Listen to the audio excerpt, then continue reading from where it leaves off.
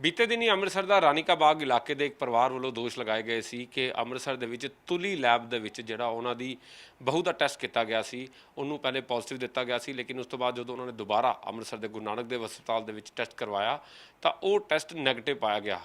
ਪਰਿਵਾਰ ਨੇ ਆਪਣੀ ਤਸੱਲੀ ਵਾਸਤੇ ਇੱਕ ਦਿਨ ਬਾਅਦ ਫਿਰ ਟੈਸਟ ਕਰਾਇਆ ਤਾਂ ਨੈਗੇਟਿਵ ਪਾਇਆ ਗਿਆ ਔਰ ਉਹਨਾਂ ਨੇ ਇਲਜ਼ਾਮ ਲਗਾਇਆ ਸੀ ਕਿ ਤੁਲੀ ਲੈਬ ਜਿਹੜੀ ਹੈ ਗਲਤ ਟੈਸਟ ਕਰ ਰਹੀ ਹੈ ਤੇ ਲੋਕਾਂ ਨੂੰ ਪੈਸੇ ਕਮਾਉਣ ਦੇ ਚੱਕਰ ਦੇ ਵਿੱਚ ਲੋਕਾਂ ਨੂੰ ਹਸਪਤਾਲ 'ਚ ਭੇਜਣ ਦਾ ਕੰਮ ਕਰ ਰਹੀ ਹੈ।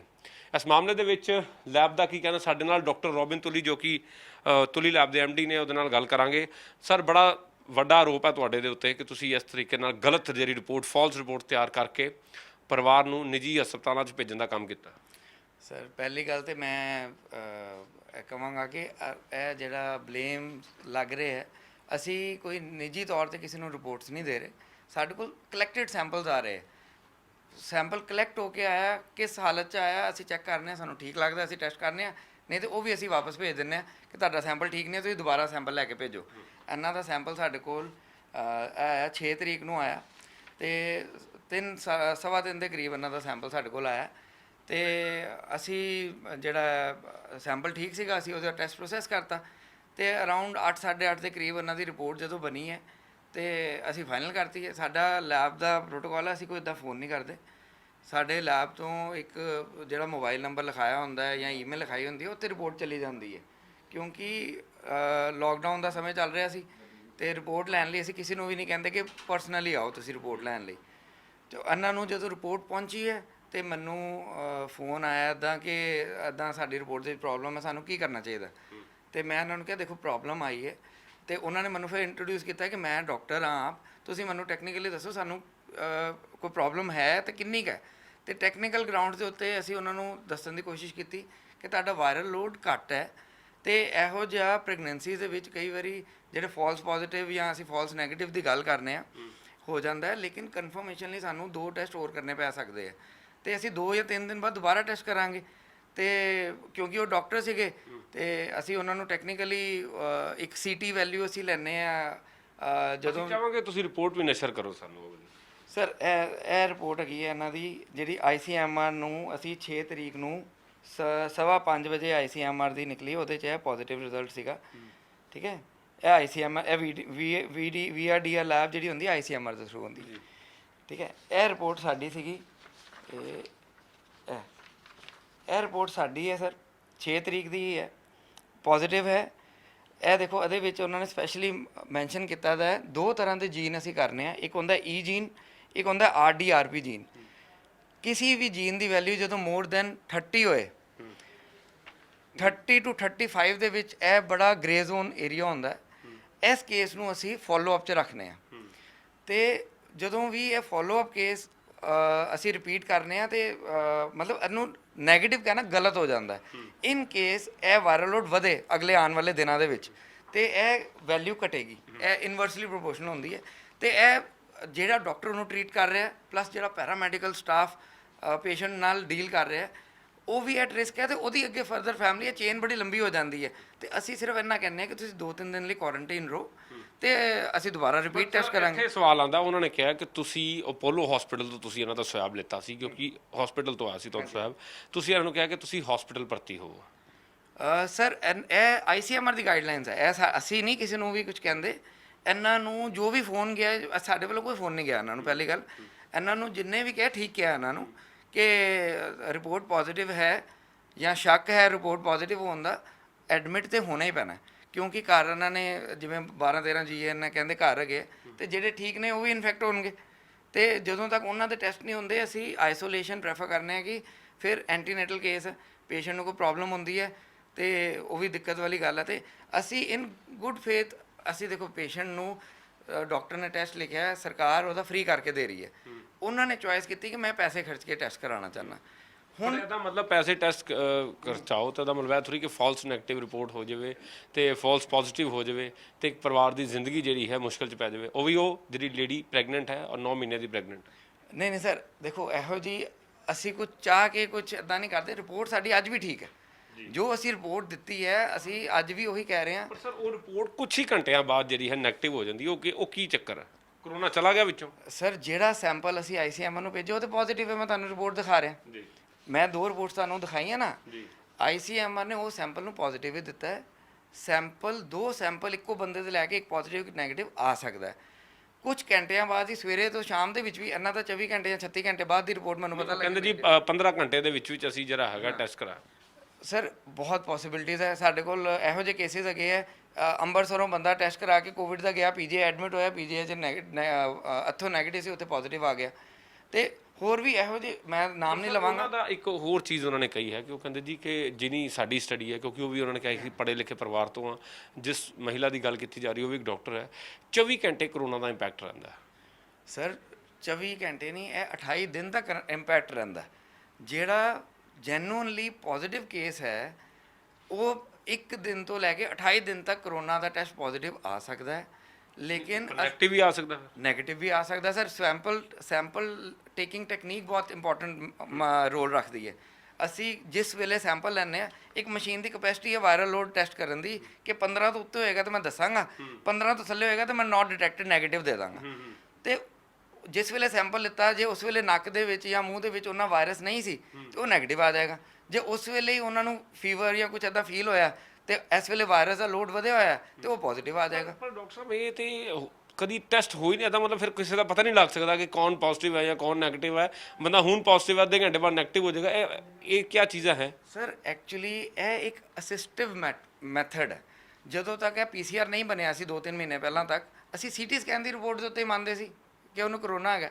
ਅਸੀਂ ਹੋਰ ਅਸਿਸਟਿਵ ਟੈਸਟ ਹੈਗੇ ਨੇ, D ਡਾਈਮਰ ਹੈ, ਪ੍ਰੋਕੈਲਸੀਟੋਨਿਨ ਹੈ, ਫੈਰੇਟਿਨ ਹੈ, LDH ਹੈ। ਪਰ ਸਰ ਇੱਕ ਉਹਨਾਂ ਦਾ ਹੋਰ ਆਰੋਪ ਹੈ ਕਿ ਅਗਰ ਉਹ ਮਹਿਲਾ ਪੋਜ਼ਿਟਿਵ ਹੁੰਦੀ, ਅਗਰ ਤੁਹਾਡੀ ਰਿਪੋਰਟ ਦੇ ਮੁਤਾਬਕ ਗੱਲ ਕਰੀਏ, ਤੁਸੀਂ ਕਿਹਾ ਜੀ ਮੈਂ ਆਪਣੀ ਰਿਪੋਰਟ ਤੇ ਕਾਇਮ ਹਾਂ, ਤੇ ਬਾਕੀ ਫੈਮਿਲੀ ਦੇ ਕਿਸੇ ਵੀ ਮੈਂਬਰ ਨੂੰ ਕਰੋਨਾ ਨਹੀਂ ਹੁੰਦਾ, ਕਿਉਂਕਿ ਹੁਣ ਜਿਸ ਤਰ੍ਹਾਂ ਕਮਿਊਨਿਟੀ ਸਪਰੈਡ ਹੈ, ਉਹਨਾਂ ਨੇ ਆਪਣੇ ਘਰ ਦੇ 15 ਬੰਦਿਆਂ ਦੇ ਟੈਸਟ ਲਾਏ, ਇਨਕਲੂਡਿੰਗ 2 ਮੇਡ ਵੀ ਉਹਨਾਂ ਦੀ ਸੀਗੀਆਂ, ਉਹਨਾਂ 'ਚੋਂ ਕਿਸੇ ਨੂੰ ਵੀ ਕਰੋਨਾ ਪੋਜ਼ਿਟਿਵ ਨਹੀਂ ਪਾਇਆ ਗਿਆ।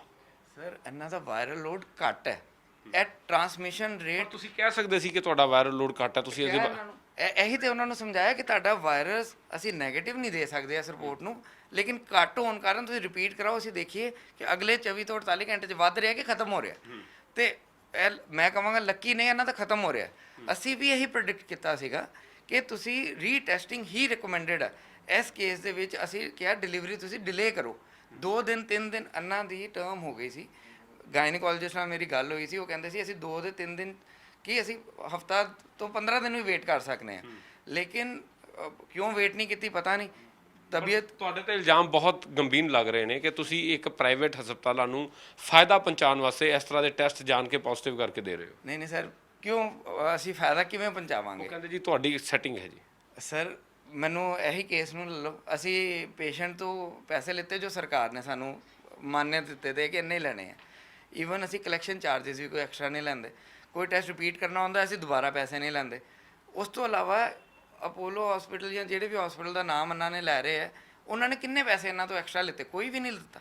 ਉਹ ਤਾਂ ਨਹੀਂ ਲਿੱਤੇ, ਬਟ ਉਹ ਕਹਿੰਦੇ ਜੀ ਕਿ ਟੈਸਟਿੰਗ ਤੋਂ ਬਾਅਦ ਅੱਗੇ ਜਿਹੜੀ ਹੈ ਉਹਦੀ ਜਿਹੜੀ ਕਾਰਵਾਈ ਹੈ ਜਾਂ ਉਹਨਾਂ ਦਾ ਜਿਹੜਾ ਇਲਾਜ ਹੈ ਉਹਦੇ ਵਾਸਤੇ ਤੁਹਾਡੀ ਸੈਟਿੰਗ ਜਿਹੜੀ ਹੈ ਪ੍ਰਾਈਵੇਟ ਹਸਪੀਟਲਸ ਦੇ ਨਾਲ ਹੈ। ਨਹੀਂ ਸਰ, ਇੱਦਾਂ ਤੇ ਇਹ ਤਾਂ ਬੇਬੁਨਿਆਦ ਹੈ, ਇਹ ਤਾਂ ਕੋਈ ਫਾਇਦਾ ਕੋਈ ਨਹੀਂ ਕਹਿਣ ਦਾ ਇਹਦੇ ਉੱਤੇ। ਤੇ ਇਹ ਤਾਂ ਸਰਕਾਰੀ, ਅਸੀਂ ਤਾਂ ਕਹਿੰਦੇ ਟੈਸਟ ਵੀ ਸਾਡੇ ਕੋਲੋਂ ਕਰਾਉਣ, ਆਪਣੀ ਮਰਜ਼ੀ ਨਾਲ ਆ ਰਿਹਾ ਪੇਸ਼ੈਂਟ, ਸਰਕਾਰ ਫ੍ਰੀ ਕਰ ਰਹੀ ਹੈ। ਤੇ ਹੁਣ ਗਵਰਨਮੈਂਟ ਹਸਪਤਾਲ ਦੇ ਵਿੱਚ ਕਿਹੜੀ ਸਹੂਲਤ ਦੀ ਕਮੀ ਸੀ? ਉਹਨਾਂ ਨੇ ਪ੍ਰਾਈਵੇਟ ਜਾ ਕੇ ਆਪਣਾ ਆਪਰੇਸ਼ਨ ਕਰਾਇਆ, ਉਹਨਾਂ ਨੇ ਗਵਰਨਮੈਂਟ 'ਚ ਕਿਉਂ ਨਹੀਂ ਕਰਾਇਆ? ਉਹ ਚਾਹ ਰਹੇ ਆ ਨਾ ਕਿ ਉਹਨਾਂ ਨੂੰ ਉਹ ਫੈਸਿਲਿਟੀਜ਼ ਮਿਲਣ। ਬਟ ਤੁਸੀਂ ਹੁਣ ਤੁਹਾਡੀ ਰਿਪੋਰਟ ਹੈ ਜਿਹੜੀ ਹੁਣ ਅਸੀਂ ਜਾਵਾਂਗੇ ਕਿ ਹੁਣ ਮਹਿਲਾ ਨੈਗੇਟਿਵ ਆ ਗਈ ਹੈ, ਹੁਣ ਤੁਸੀਂ ਦੱਸੋ ਕਿਆ ਮਹਿਲਾ ਪੋਜ਼ਿਟਿਵ ਹੈ ਕਿ ਨੈਗੇਟਿਵ? ਕਿਉਂਕਿ ਸਭ ਤੋਂ ਵੱਡਾ ਸਵਾਲ ਅੱਜ ਦੀ ਡੇਟ 'ਚ ਇਹ ਹੋਈ ਹੈ ਕਿ ਰਿਪੋਰਟ ਇੱਕ ਮਹਿਲਾ ਦੀ ਇੱਕ ਪੋਜ਼ਿਟਿਵ ਦਿਖਾ ਰਹੀ, ਇੱਕ ਨੈਗੇਟਿਵ ਦਿਖਾ ਰਹੀ ਹੈ। ਹੁਣ ਉਹ ਮਹਿਲਾ ਦੀ ਕੀ ਪੋਜੀਸ਼ਨ ਹੈ ਤੇ ਤੁਸੀਂ ਆਪਣੇ ਸਟੈਂਡ ਤੇ ਕਿੰਨਾ ਕੁ ਕਾਇਮ ਹੋ? ਸਰ ਇਹਦੇ 'ਚ ਨਾ ICMR ਦੀ ਗਾਈਡਲਾਈਨ ਸਾਨੂੰ ਕੀ ਕਹਿੰਦੀ ਹੈ? ICMR ਕਹਿੰਦਾ ਹੈ ਕਿ ਜਿਹੜਾ ਵੀ ਕੇਸ ਅਸੀਂ ਪਹਿਲੀ ਵਾਰੀ ਪੋਜ਼ਿਟਿਵ ਕੱਢਨੇ ਆ, ਜੇ ਉਹਦੇ ਸਿੰਪਟਮਸ ਵੱਧਦੇ ਹੈ ਜਾਂ ਉਹਦੀ ਤਬੀਅਤ ਖਰਾਬ ਹੁੰਦੀ ਹੈ ਤੇ ਉਹਦਾ 3 ਤੋਂ 4 ਦਿਨ ਬਾਅਦ ਰਿਪੀਟ ਕਰਿਆ ਜਾਏ ਟੈਸਟ। ਜੇ ਉਹ ਇੰਪਰੂਵ ਵੀ ਹੁੰਦਾ ਪੇਸ਼ੈਂਟ, ਫੋਰ ਐਗਜ਼ਾਮਪਲ ਅੱਜ ਅਸੀਂ ਪੋਜ਼ਿਟਿਵ ਕੱਢਿਆ, ਉਹਨੂੰ ਕੋਈ ਸਿੰਪਟਮ ਨਹੀਂ ਆਇਆ, ਠੀਕ ਹੋ ਗਿਆ। 80% ਦੁਨੀਆ ਏਸਿਮਟੋਮੈਟਿਕ ਹੈ। ਏਸਿਮਟੋਮੈਟਿਕ ਮਤਲਬ ਹੈ ਕੈਰੀਅਰ ਹੈ ਲੇਕਿਨ ਉਹਨਾਂ ਕੋਲ ਲੱਛਣ ਨਹੀਂ ਆਣੇ ਕੋਰੋਨਾ ਵਾਇਰਸ ਦੇ। ਤੇ ਉਹ 80% ਲਈ ਉਹਨਾਂ ਨੇ ਗਾਈਡਲਾਈਨ ਇਹ ਬਣਾਈ ਹੈ ਕਿ ਅੱਜ ਪੋਜ਼ਿਟਿਵ ਆਇਆ, ਤੁਸੀਂ 14 ਦਿਨਾਂ ਦੇ ਦੌਰਾਨ 3 ਵਾਰੀ ਟੈਸਟ ਕਰੋਗੇ, ਤਿੰਨੋਂ ਟੈਸਟ ਨੈਗੇਟਿਵ ਹੈਗੇ ਆ ਤੇ ਤੁਸੀਂ ਕਨਫਰਮ ਨੈਗੇਟਿਵ ਹੋ। ਪਰ ਸਰ ਇਹ ਚੀਜ਼ ਨੈਗੇਟਿਵ ਤੇ ਵੀ ਹੁੰਦੀ ਲਾਗੂ ਕਿ ਇੱਕ ਬੰਦਾ ਅੱਜ ਨੈਗੇਟਿਵ ਆ ਉਹਦਾ ਫਿਰ ਟੈਸਟ ਕਰਾਉਣਾ ਪਏਗਾ? ਸਰ ਜੇ ਕੋਈ ਲੱਛਣ ਨਹੀਂ ਆ ਰਹੇ ਤਾਂ ਨੈਗੇਟਿਵ ਨੂੰ ਅਸੀਂ ਪਹਿਲੀ ਰਿਪੋਰਟ ਨੂੰ ਨੈਗੇਟਿਵ ਮੰਨਾਂਗੇ। ਪੋਜ਼ਿਟਿਵ ਜੇ ਮਾਈਨਰ ਜਾਂ ਸ਼ੱਕ ਵੀ ਪਏਗਾ, ਅੱਜ ਦੀ ਡੇਟ 'ਚ ਬਿਨਾਂ ਟੈਸਟ ਕਰਾਏ ਤੁਸੀਂ ਮੇਰੇ ਆਫਿਸ 'ਚ ਨਹੀਂ ਆਣਾ ਚਾਹੋਗੇ, ਪਤਾ ਨਹੀਂ ਯਾਰ ਅੰਦਰ ਪੋਜ਼ਿਟਿਵ ਤੇ ਨਹੀਂ ਬੈਠਾ ਦਾ। ਪਰ ਸਵਾਲ ਹੈ, ਫਿਰ ਉਹੀ ਸਵਾਲ ਮੇਰਾ ਆ ਰਿਹਾ ਕਿ ਬਾਕੀ ਪਰਿਵਾਰਕ ਮੈਂਬਰਾਂ ਨੂੰ ਕਿਸੇ ਨੂੰ ਕੁਝ ਨਹੀਂ ਹੋਇਆ। ਸਰ ਜ਼ਰੂਰੀ ਨਹੀਂ, ਵਾਇਰਲ ਲੋਡ ਘੱਟ ਹੈ, ਟਰਾਂਸਮਿਸ਼ਨ ਰੇਟ ਹੀ ਨਹੀਂ ਹੈਗਾ। ਟਰਾਂਸਮਿਸ਼ਨ ਰੇਟ ਨਾ ਹੋਣ ਕਾਰਨ ਅਸੀਂ ਕਹਿੰਦੇ ਆ, ਨਾਲੇ ਐਂਟੀਨੇਟਲ ਹੈ, ਬੈੱਡ ਰੈਸਟ ਤੇ ਹੈ ਪੇਸ਼ੈਂਟ, ਆਲਰੇਡੀ 9th ਮੰਥ ਹੈ, ਇੰਨੀ ਐਕਟਿਵ ਨਹੀਂ ਹੈਗੀ, ਲੇਕਿਨ ਪ੍ਰੀਕਾਸ਼ਨ ਤੇ ਲੈਣੀ ਹੈ। ਟਰਾਂਸਮਿਸ਼ਨ ਰੇਟ ਨਹੀਂ ਹੈਗਾ। ਇਹਨਾਂ ਦੇ ਗੁਰੂ ਨਾਨਕ ਹਸਪਤਾਲ ਦੇ ਵਿੱਚ ਨਾ ਜਿਹੜੇ ਕਰੋਨਾ ਵਾਇਰਸ ਨੂੰ ਸਪੋਰਟ ਕਰਨ ਵਾਲੇ ਟੈਸਟ ਹੁੰਦੇ ਆ ਨਾ, ਡੀ ਡਾਈਮਰ ਤੇ ਪ੍ਰੋਕੈਲਸੀਟੋਨਿਨ ਦਾ ਮੈਂ ਨਾਮ ਲਿੱਤਾ ਸੀ, ਇਹਨਾਂ ਦਾ ਡੀ ਡਾਈਮਰ ਵੀ ਰੇਜ਼ਡ ਆਇਆ ਸੀ। ਉਹ ਵੀ ਪਾਰਟਿਕੂਲਰਲੀ ਜਾਂ ਕੋਈ ਹਾਰਟ ਦੀ ਪ੍ਰੋਬਲਮ ਨਾਲ ਜਾਂ ਕੋਈ ਬਲੱਡ ਵੈਸਲ ਦੀ ਜਦੋਂ ਪ੍ਰੋਬਲਮ ਹੁੰਦੀ, ਥਰੋਮੋਟਿਕ ਐਪੀਸੋਡ ਅਸੀਂ ਉਹਨੂੰ ਬੋਲਦੇ ਹਾਂ, ਜਾਂ ਕਰੋਨਾ ਵਾਇਰਸ ਜਦੋਂ ਲੰਗਸ ਦੇ ਉੱਤੇ ਹਾਵੀ ਹੁੰਦਾ, ਉਹ ਡੀ ਡਾਈਮਰ ਵੀ ਵੱਧਦਾ। ਹੁਣ ਸਵਾਲ ਆਇਆ ਕਿ ਤੁਹਾਡੇ ਖਿਲਾਫ ਉਹਨਾਂ ਨੇ ਸ਼ਿਕਾਇਤ ਵੀ ਕੀਤੀ ਹੈ ਸਿਵਲ ਸਰਜਨ ਸਾਹਿਬ ਨੂੰ, ਤੇ ਉਹਨਾਂ ਨੇ ਕਿਹਾ ਕਿ ਸਟੇਟ ਦੀ ਇੱਕ ਟੀਮ ਆ ਕੇ ਵੀ ਇਹਦੀ ਜਾਂਚ ਕਰੇਗੀ। ਸਰ ਅਸੀਂ ਹਰ ਜਾਂਚ ਨੂੰ ਓਪਨ ਆ। ਅਸੀਂ ਸਾਡੇ ਨਾਲ ਕੋਈ ਗੱਲ ਕਰਨੀ ਹੈ ਅੱਧਾ ਜਾ ਕੇ ਬੋਲ ਕੇ ਕੋਈ ਫਾਇਦਾ ਨਹੀਂ। ਸਾਨੂੰ ਕੋਈ ਮੈਡੀਕਲ ਲੀਗਲ ਪਲੇਟਫਾਰਮ ਤੇ ਆ ਕੇ ਗੱਲ ਕਰੋ। ਟੈਕਨੀਕਲੀ ਅਸੀਂ ਆਨਸਰੇਬਲ ਹਾਂ, ਅਸੀਂ ਹੈਲਥ ਡਿਪਾਰਟਮੈਂਟ ਨੂੰ ਆਨਸਰੇਬਲ ਹਾਂ। ਅਸੀਂ ਸਾਨੂੰ ਕੋਈ ਆਥੋਰਾਈਜ਼ਡ ਬੰਦਾ ਆ ਕੇ ਪੁੱਛੇ, ਅਸੀਂ ਆਨਸਰੇਬਲ ਹਾਂ। ਇਹ ਕਹਿ ਕੇ ਇਹ ਸਹੀ ਹੈ ਗਲਤ ਹੈ, ਅਸੀਂ ਕਿਸੇ ਦੀ ਪਸੰਦ ਨਹੀਂ ਕਰ ਸਕਦੇ। ਜੋ ਆ ਰਿਹਾ ਉਹ ਦੇ ਰਹੇ ਹਾਂ। ਤੁਸੀਂ ਆਪਣੀ ਰਿਪੋਰਟ ਤੇ ਕਾਇਮ ਹੋ? ਅਸੀਂ ਬਿਲਕੁਲ ਕਾਇਮ ਹਾਂ ਸਰ। ਤੁਸੀਂ ਹਰ ਤਰ੍ਹਾਂ ਦੀ ਜਾਂਚ ਚ ਪ੍ਰਣਾਲੀ ਸ਼ਾਮਿਲ ਹੋ? ਸਾਡੇ ਸੈਂਪਲ 100% ਸੈਂਪਲ ICMR ਤੋਂ ਰੀਚੈਕ ਹੁੰਦੇ ਆ। ਤੁਹਾਨੂੰ ਮੈਂ ICMR ਦੀ ਰਿਪੋਰਟ ਦਿਖਾਤੀ ਹੈ। ਇਹ ਸੈਂਪਲ ਰੀਚੈਕ ਹੋ ਕੇ ਵੀ ਪੋਜ਼ਿਟਿਵ ਹੈ। ਪਰ ਤੁਹਾਡੇ ਬਾਰੇ ਉਹਨਾਂ ਕਿਹਾ ਜਾ ਰਿਹਾ ਕਿ ਇਹਨਾਂ ਕੋਲ ਟੈਸਟ ਨਾ ਕਰਾਓ। ਉਹਨਾਂ ਨੇ ਹੱਥ ਜੋੜ ਕੇ ਅੱਖਾਂ 'ਚ ਆਂਸੂ ਦੇ ਨਾਲ ਬੇਨਤੀ ਕੀਤੀ ਹੈ ਕਿ ਤੁਹਾਡੀ ਲੈਬ ਤੇ ਨਾ ਆ ਜਾਏ।